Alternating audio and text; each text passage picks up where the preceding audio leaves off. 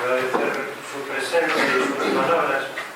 También agradecer y decir la gran estima que tenemos por los funcionarios de prisiones y agradecer el trato que nos dan y en particular la dirección del centro también. Nosotros intentamos colaborar con ellos y ellos también pues se prestan a colaborar con nosotros. Trasladarle dos preocupaciones. En Teixeira hay módulos de respeto que han funcionado muy bien. Ahora se han introducido también los módulos mixtos. Nosotros desde la pastoral vemos que han sido todo un éxito, que han mejorado muchísimo la posibilidad de clasificación de las mujeres. Pero también nos preocupa la realidad del deterioro que se puede producir en los módulos de respeto. Porque muchas veces pues, sucede que prima la seguridad en los centros grandes y que muchas veces los equipos de funcionarios que nos han comenzado con muchísima ilusión pues se retiran o bien se acaban quemando y a veces otros funcionarios pues no encuentran el mismo respaldo por esta idea del tratamiento. Y la segunda preocupación que me gustaría trasladarle es el CIS. A nuestro modo de ver, el régimen de semilibertad debería de ser el centro o el modo ordinario de cumplimiento. Y muchas veces sucede que los CIS son la última etapa del cumplimiento de la pena, pero no son la primera etapa de la entrada en la sociedad. Muchas veces los internos se frustran en los CIS y no tienen contrato de trabajo. Incluso algunos vemos que piden volver a Teixeira y muchos otros no quieren bajar porque dicen yo prefiero cumplir toda la pena en Teixeira y no irme a encerrar en CIS. Entonces esta preocupación de si no se podría a lo mejor tener una opción más clara por el CIS.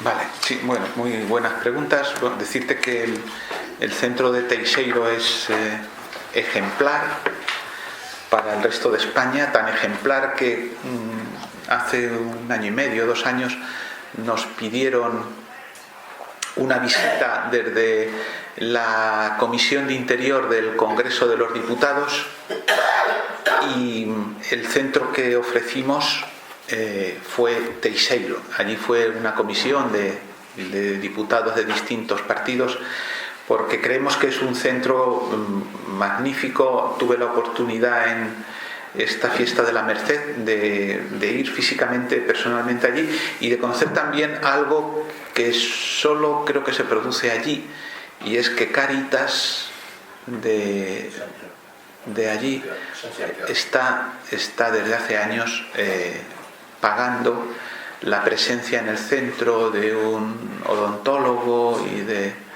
la verdad que me informaron de ello y es una satisfacción el saber que gracias a Cáritas pues los internos de allí están teniendo el cuidado de su boca y demás, ¿no? Efectivamente allí además los módulos de respeto les habéis puesto un nombre magnífico, el Nelson Mandela, que son modalidades de módulos de respeto. Has dicho una cosa que es una realidad: la profesión de funcionario es una profesión que quema. Yo les admiro profundamente, porque una cosa es estar un par de años al frente de esto, pero estar continuamente trabajando y a veces en situaciones difíciles. Comprendo que haya desánimo a veces en esos profesionales. Hay otros que están toda la vida y son capaces de mantener el ánimo, ¿no? Pero bueno, es una realidad. El equipo directivo de Teixeira es un equipo magnífico y me imagino que irán sabiendo gestionar todo esto que tú has dicho. Funcionarios que terminan agotados y que llegan otros que no son tan buenos. Bueno, pues vamos a tratar de que sean tan buenos los segundos como los primeros. Y luego el tema del CIS, que es muy importante. Mira, ahí hay varios aspectos. Primero,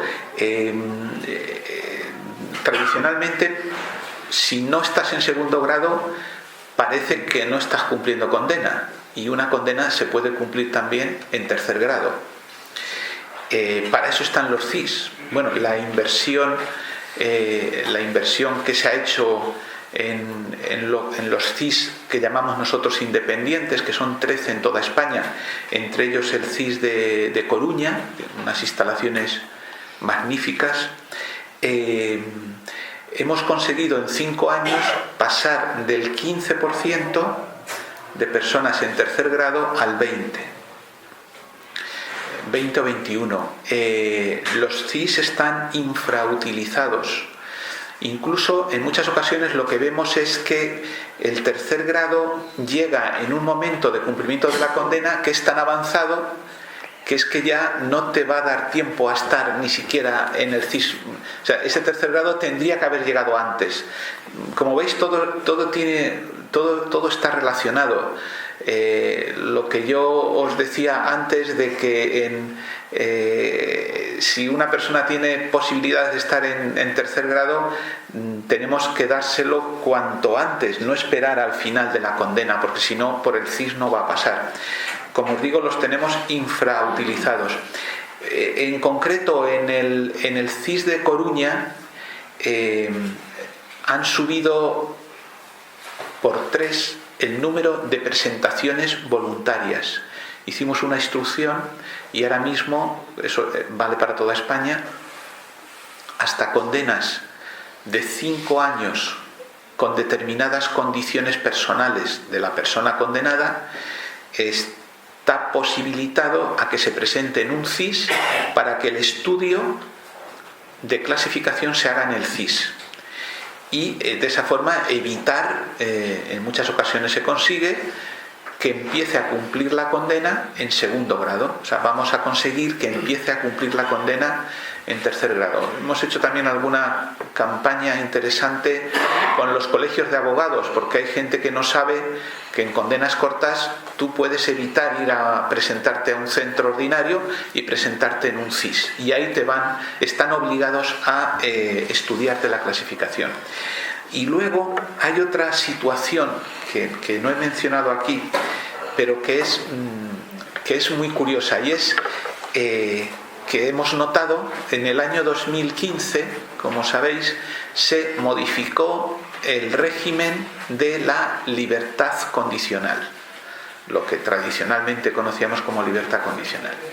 Se reguló de manera nueva con una nueva característica, y es que si tú estás en libertad condicional y cometes un hecho delictivo, el tiempo que llevas en libertad condicional no te cuenta para tu condena y pones el marcador a 0 hacia atrás. ¿Esto qué está produciendo en la práctica? Pues que las personas no quieren estar en libertad condicional. Es un contrasentido. A una persona tú le ofreces más dosis de libertad y te dice no, yo quiero seguir. La aspiración ahora mismo de muchísimos internos e internas es: quiero estar en tercer grado con control telemático, con una pulsera, porque si yo en esta situación cometo un delito, el tiempo que llevo en tercer grado con pulsera me cuenta, mientras que si estoy en libertad condicional no. Miren ustedes, si algo falla, es decir, si la gente no quiere coger la libertad condicional, es que lo tenemos mal regulado. Hay que volver a una regulación normal y sensata. Esta era la regulación que antes del 2015 estaba solamente para los temas de terrorismo, pero no para el resto de delitos. Ahora, todos los delitos tienen el régimen legal de libertad condicional que yo les he explicado. Eso no tiene sentido. A ver, Sonia, después os apunto. Hay muchas preguntas en concreto. Muy concretas. Igual he perdido, pero no he oído ninguna estadística de enfermedad mental. Igual sí la da. Vale. Luego, los módulos mixtos es 50-50 o 20 mujeres y 2 hombres. Es que no, es lo que había oído yo como módulo mixto. Es que no los conozco, ¿eh? Sí. Bueno, soy Sonia de Castellón. Sí. En enfermedad mental no he dicho ninguna estadística, porque lo primero que tendríamos que es ponernos de acuerdo qué es enfermedad mental grave, cuál es no. Yo tengo cientos de estadísticas. Hay cifras que dicen un 25% de las personas en prisión. Con trastornos mentales hay muchas personas, con trastornos mentales severos no hay tantas personas en prisión, Pero sin lugar a dudas que hace años el problema era la drogadicción, consumo de sustancias. en este momento el problema en prisión es la enfermedad mental. No he dicho estadísticas. Y luego los módulos mixtos están hombres y mujeres en función del número de internos o internas que haya en ese momento en ese centro. No habrá, posiblemente de los 10 módulos mixtos que hay, no habrá ninguno con la misma composición, porque eso es una cosa variable y que depende del número de mujeres, teniendo en cuenta una cosa, que siempre posiblemente el número de mujeres va a ser inferior por una evidencia, que son el 7%. Enfermedad mental que decía Ángel Luis, muchas veces producida por las nuevas drogas. Sí. Sí, yo tengo aquí varias cosas. Una, Jaén, Pepe de Jaén. En concreto con los sí, en Jaén hay un problema. Yo quisiera saber qué criterio se usa para que haya cárceles con sí y cárceles sin sí. En Jaén en concreto hay un problema, y es que los internos no quieren pasar sí porque se tienen que ir a Granada o a otro sitio. Se tienen que ir a la localidad en la que viven. Si están de medio abierto, pues les cuesta un dinero el desplazarse a los distintos sitios, ¿no? Después, con respecto a eso también, ¿por qué se tarda tanto en conceder tercer grado, sobre todo en internos donde se ha visto una evolución y donde se ha visto una reinserción o recuperación muy visible, ¿no? Esto expresado incluso por los mismos funcionarios cuando hablamos de este tema. Y después una pregunta tonta, pero que allí se la hacen los internos: ¿por qué las videollamadas son tan caras cuando en realidad es como una llamada normal? Porque son mucho más caras que las llamadas telefónicas. Te contesto rápido a todos para poder dar participación. Efectivamente, Jaén no tiene CIS. En España hay ahora mismo dos ciudades en esa situación. Una es Jaén y otro es Las Palmas de Gran Canaria. En Las Palmas de Gran Canaria hemos conseguido la dotación económica para que empiecen a construir un CIS, y el siguiente en la lista, porque yo creo que es el único que quedaría como provincia sin CIS, sería Jaén. Desde que llegué, el director, recuerdo, Juan se llama, Juan me lo dijo, me lo puso de manifiesto, y lo sabemos. El tema es presupuestario y tener medios para poder hacer. En Orense tampoco. Lo que pasa es que una cosa es tener CIS, pero yo creo que Orense tiene sección abierta, ¿no? Claro, es que al tener una sección abierta ya por lo menos paliamos el tema y ya pueden entrar. Nosotros tenemos CIS independientes, que son 13 grandes CIS, y luego tenemos muchos CIS dependientes o secciones abiertas. Pero la situación límite está en Jaén, que es una prisión media alta, potente, y que no tiene ese recurso. ¿Por qué se tarda tanto? Pues porque somos lentos. Hemos metido, hay dos cosas. Una sería el estudio como tal, que es el equipo técnico y la junta de tratamiento para evaluar el tercer grado, que hay unos tiempos inevitables de estudio y de espera. Y luego lo que hemos conseguido mejorar, y eso sí es una realidad, hemos digitalizado por primera vez todo lo que tiene que ver con la clasificación. Es decir, ya no nos mandan el papel en formato tradicional, sino que nos llevan de manera digital, y la resolución que nosotros hacemos hoy mismo de manera digital la tiene el centro. Ahí hemos ganado alguna parte de tiempo, pero luego hay otra cosa, que es el estudio, y que eso conlleva el estudio por un lado, y luego, bueno, el que a veces el profesional considera que no está la fruta madura para obtener un tercer grado. Eso es cuestión de preguntar, de insistir y de intentar, sobre todo, bueno, si la administración penitenciaria dice que no al tercer grado, saber que está el recurso al juez y hacerlo cuanto antes. Y luego el precio, las videollamadas. Las llamadas en prisión del tipo que sean, de voz o de voz y imagen, son más baratas que las que se puedan hacer en un locutorio. Son más baratas. Otra cosa es que las llamadas en prisión de voz o de voz e imagen son más caras que cualquiera de los contratos que cada uno de nosotros tenemos en nuestra casa por el tema de tarifa plana. ¿Me entendéis? O sea, con los precios públicos del exterior, esto nos lo han preguntado por transparencia muchas veces y lo sé por eso, las llamadas son más baratas.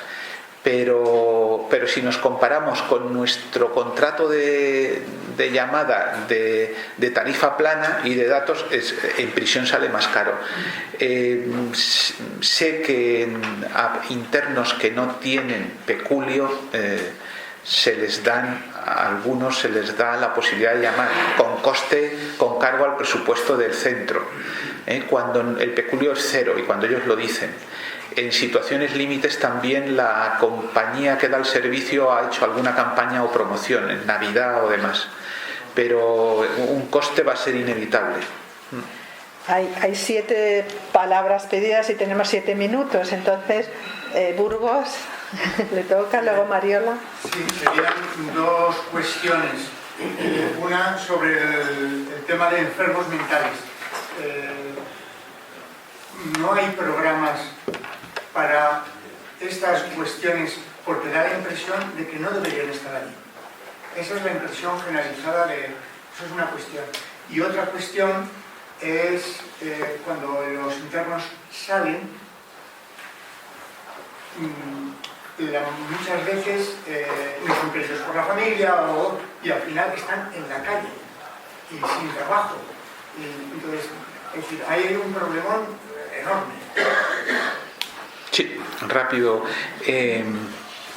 Bueno, los enfermos mentales que tú dices, muchos no deberían estar dentro. Yo siempre hago una reflexión primera. Si hablamos de enfermos mentales, mi punto de vista es que los enfermos tienen que estar en los hospitales. Pero el Código Penal en España dice que los enfermos mentales que cometen un hecho delictivo nos los da a instituciones penitenciarias. En proyecto, los dos psiquiátricos penitenciarios que tenemos en funcionamiento hoy, los dos a medio plazo, uno a corto y otro a medio plazo, van a desaparecer en su configuración como es actualmente, y el de Alicante pasará a un centro nuevo hecho en 7 Aguas con más capacidad, y el de Sevilla pasará, que estaba por aquí el capellán, el de Sevilla pasará a ser ubicado en lo que hoy es la cárcel de Alcalá de Guadaira, con una reforma importante que se va a empezar a hacer el año que viene. Pero a pesar de eso, hay algo más importante, que es, como país y como régimen jurídico, decidir dónde tienen que estar los enfermos. Los enfermos, yo personalmente creo que no deben estar en las prisiones. Luego esto se complica más todavía porque el enfermo tendría que haber una conexión y una relación, que en la mayoría de los casos no existe, con los servicios de salud mental de la comunidad, porque esa persona va a terminar saliendo y va a tener que ser atendido en el servicio público en las unidades de psiquiatría. Es un problema complejo, de difícil solución, pero que yo además entiendo que jurídicamente no deberíamos estar así. Y luego tú dices, los internos salen fuera y no tienen a nadie. Claro, hombre, nosotros como institución penitenciaria tenemos muchas competencias, pero el día que salen, ya que cada competencia la haga la entidad que tiene que hacerlo, servicios sociales. Nosotros no podemos tener, no podemos, el señor que tiene cáncer y que pedía entrar en la cárcel, lógicamente no le dejamos entrar en la cárcel, pues ya lo que nos faltaba, o sea, aquí cada uno tiene que tener claro, ¿no?, que cada palo aguante su vela, pero nosotros no podemos hacer ya más de lo que hacemos, ¿no? Es así de duro. El sistema en general debería también arbitrar el apoyo y el acoger a las personas que salen de prisión. Efectivamente, después de la cárcel que lo hemos tratado varias veces. Mariola. Bueno, yo soy Mariola de Alicante, pero me acabas de contestar a la pregunta porque iba a preguntar un poco también por el psiquiátrico, pero mi pregunta iba más un poco por la salida. O sea, si hay una coordinación entre administraciones, porque, por ejemplo, nosotros ahora tenemos 3 chicas en casa del psiquiátrico, con un tratamiento ambulatorio que si no vienen a casa a casa de pastora penitenciaria, ¿qué hacen? Se quedan sin... Porque no, desde los trabajadores sociales de la prisión no encuentran recursos en el exterior donde poder derivar a esas personas. Claro. Entonces, claro, cuando están metiendo a casa de permiso y llega el momento de ¿qué haces? Dices, pues aquí ahora no, porque tengo 4 plazas y no podemos tener a 3 chicas del psiquiátrico. Entonces mi pregunta era más si desde las diferentes administraciones se está intentando un poco trabajar en red o en equipo para solventar este tipo de situaciones, sobre todo con las personas que están en los psiquiátricos, que sabemos que los delitos han sido en su mayoría duros y muchos de ellos la familia... Sí. Mira, es la clave del asunto. Yo lo insisto mucho a los directores de los 2 psiquiátricos. Tenemos a personas que no reúnen el perfil para que sigan en prisión. Entonces, yo les exijo, les pido que propongan a los jueces el cambio de la medida. Hay que sustituir la medida de internamiento por la medida de un centro de atención, centro de día, lo que estéis haciendo. Y eso, ahí acaba nuestra competencia. En la práctica los jueces no cambian la medida de internamiento porque los servicios sociales, los recursos asistenciales, médicos y sociales no ofrecen alternativas. Y entonces ante eso, lo fácil, que se lo quede el de la cárcel. Y tenemos a personas en los 2 psiquiátricos, personas que no deberían estar allí, porque perfectamente con un centro de día o con un acompañamiento podrían tal. Sin embargo, lo fácil es la cárcel. Pero no somos los que generamos el problema. Soportamos el problema, pero el problema no lo hemos generado nosotros. Soy de Granada. A ver si se podría desde el secretariado dar y arreglar el tema o dar una solución, una unidad de criterios a nivel de la entrada de los capellanes dentro de la prisión. No sé si es posible, ¿no? Porque nosotros, por ejemplo, en Granada tenemos la prisión en Angolote muy grande, tenemos muchos voluntarios, más de 60, y una actividad bastante importante. Y desde hace unos años, con la introducción del sistema informático, tenemos que pasar por donde pasan los familiares, esperar, control. Nosotros, por ejemplo, excepto martes, todos los días de lunes a sábado estamos en la prisión. Quítate el cinturón, ponte, siempre el mismo control. Entonces se hace esto un poco complicado. Y nosotros tenemos la tarjeta de entrar por donde entran, ¿no?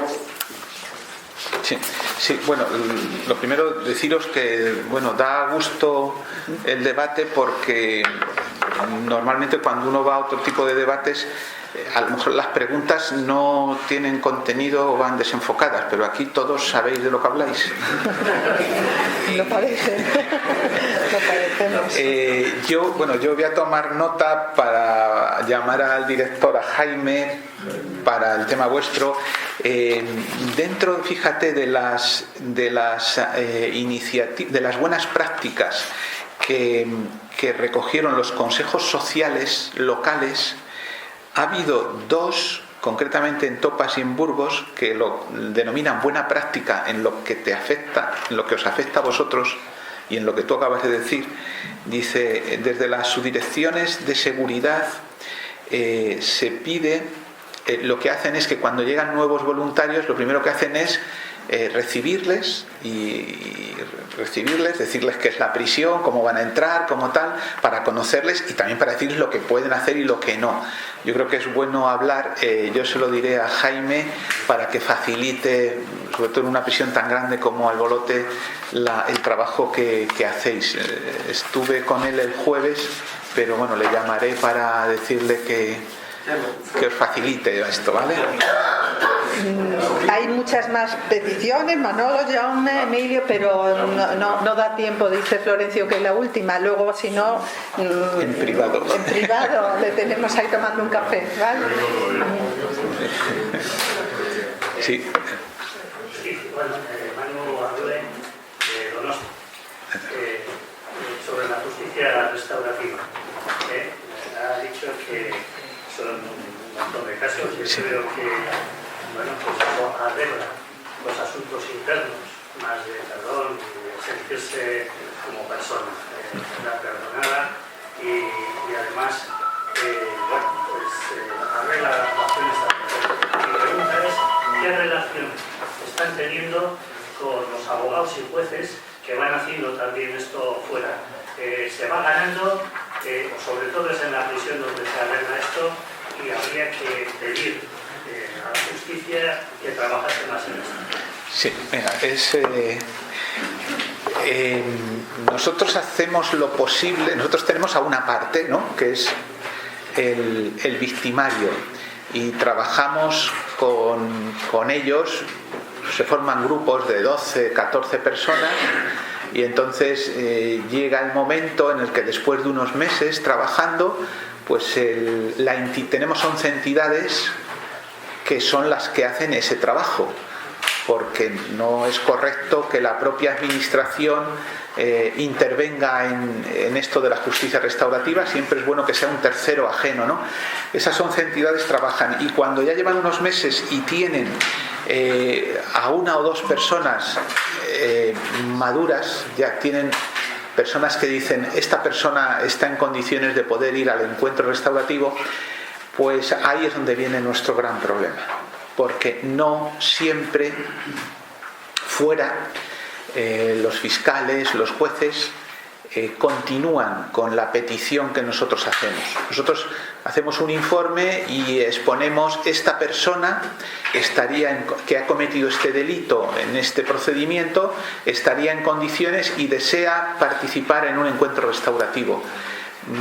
Normalmente la sensación que tenemos es que no recibimos respuesta por parte y ahí quedamos. Puntualmente en algún sitio, en alguna provincia, hay un juez comprometido, un juez de vigilancia. En otra provincia tenemos al fiscal jefe que nos echa una mano, pero falta mucho por conseguir y por avanzar en tema de justicia restaurativa.